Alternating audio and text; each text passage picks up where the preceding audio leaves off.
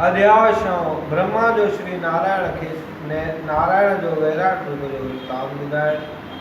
श्री सुखदेव चयो त हे राजा, ब्रह्मा नारद खे चयो त नारायण जे वैराट स्वरूप जो हाल हिन तरह आहे त सतलोक कमर खां मथे ऐं सतलोक कमर खां हेठि उनजो बदन सम्झणु घुरिजे।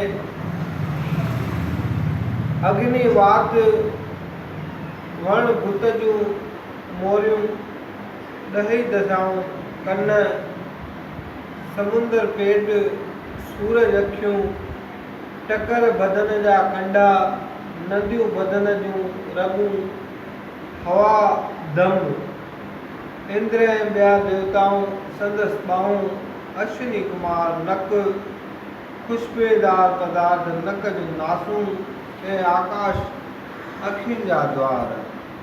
राति ॾींहुं अखियुनि जे शिमण, जल पैर, संसार जा स्वाद ज़बान, यमराज दंद, माया खल, लज मथो चप, लालच हेठों चप, धर्म छाती, अधर्म पुठ, मेघ बादल,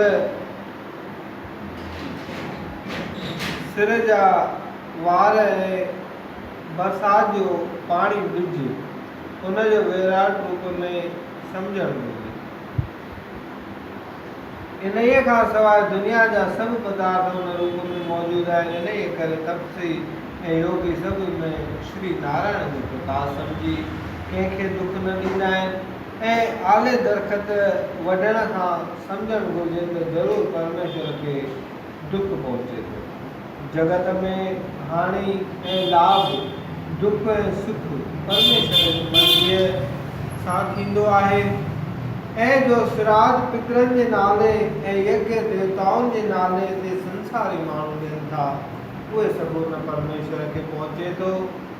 जड़ चेतन ऐं ॿियनि सभिनी जीवन खे पैदा पालन ऐं नाश करण वारो उहो ई अविनाशी पुरुष आहे।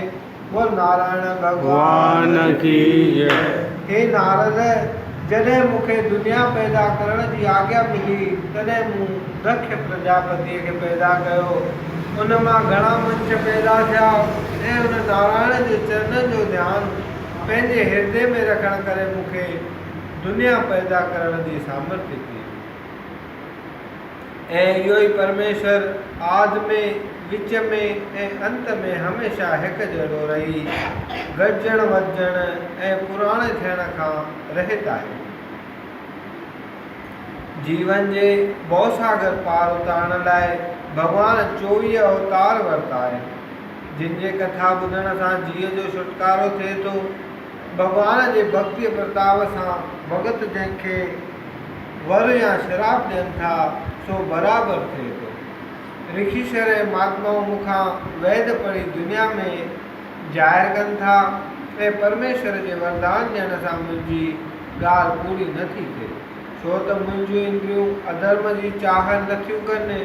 इन ई परमेश्वर जे ध्यान सां उहे 3 गुण मूं में प्रगट थिया आहिनि ऐं परमेश्वर मनुष्यनि जो शरीर हिकिड़े हिकिड़े देवता खे सौंपे ॾिनो आहे। हिकिड़ो रूप सभिनी देवताउनि जो पंहिंजे लोक में रहे थो ऐं ॿियो प्रकाश उन्हनि जो सूरज वांगुरु जीअं पाणी भरियल बर्तन में पवंदो आहे तीअं सभिनी जीवन जे शरीर में सम्झणु घुरिजे। ऐं टियों प्रकाश उनजो मंदिरनि ऐं मूर्तियुनि में रहे थो ऐं सूरज ऐं चंद्रमा जे किरणाउनि पवण करे संसार में चांदी, सोन, तांबो ऐं ॿियनि धातुनि जी खाणियूं पैदा थियनि थियूं ऐं जेके पाप जीव खां थियनि था तिन जे लाइण जो उपाउ मनुस्मृतिअ में लिखियलु आहे।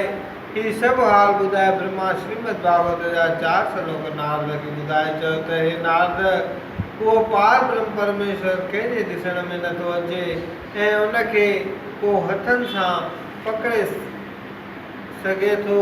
हाणे मां तोखे कुझु वृतांत 24 अवतारनि में ॿुधायां थो जेके सर्वगुण रूप धरे संसार में आहिनि। बोल श्री कृष्ण भगवान की जय। हेडो चुन पर जय गोविंद जय गोपाल केशव माधव दीन दयाल हरे नारायण गोविंद भज राधा कृष्ण गोविंद हरे नारायण